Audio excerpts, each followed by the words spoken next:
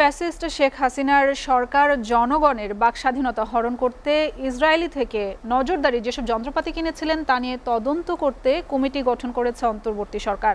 প্রধান উপদেষ্টা ডাক, টেলিযোগাযোগ ও আইসিটি বিষয়ক বিশেষ সহকারী ফয়েজ আহমেদ তৈয়বকে কমিটির প্রধান করা হয়েছে। কমিটি খতিয়ে দেখবে এসব যন্ত্র কোন কোন উৎস থেকে কত দামে কেনা এবং কিভাবে এর ব্যবহার করা হয়েছে।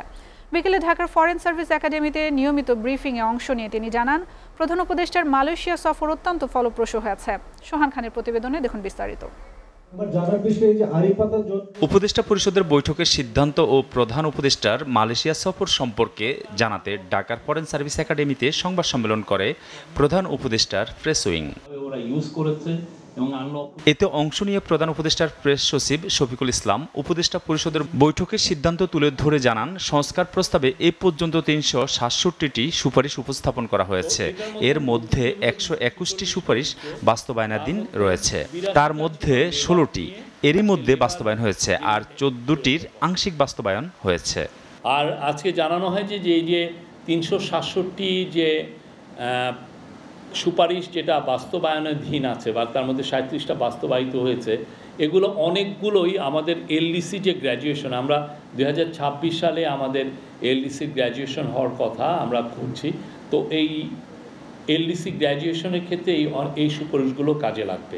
বিগত হাসিনা সরকার জনগণের বাক স্বাধীনতা হরণে ইসরায়েল থেকে নজরদারির যন্ত্রপাতি ও স্পায়ার কেনায় তার আদ্যপান্ত খতিয়ে দেখতে তদন্ত কমিটি গঠন করা হয়েছে বলেও জানান তিনি। তো সার্ভেলেন্সের ইকুইপমেন্ট আপনি জানেন যে এটা গত গভর্নমেন্টের সময় কিছু হিসাবে আসছে প্রায় $300 মিলিয়ন, কেউ বলছেন প্রায় $200 মিলিয়ন সার্ভেলেন্স ইকুইপমেন্ট কেনা হয়েছিল। পুরোপুরি স্পষ্ট যে গত স্বৈরাচার সরকার বাংলাদেশের নাগরিক অধিকার হরণের জন্য এই সার্ভেলেন্সের যে ইকুইপমেন্টগুলো সেগুলো স্পাইওয়্যার তারা ইউজ করেছেন। কত টাকার কত $মিলিয়ন এটা কেনা হয়েছে এবং কোথা থেকে এইগুলো কেনা হচ্ছে অলরেডি যে রিপোর্টে এসছে যেগুলো অনেক কিছু ইসরায়েল থেকে কেনা হয়েছে।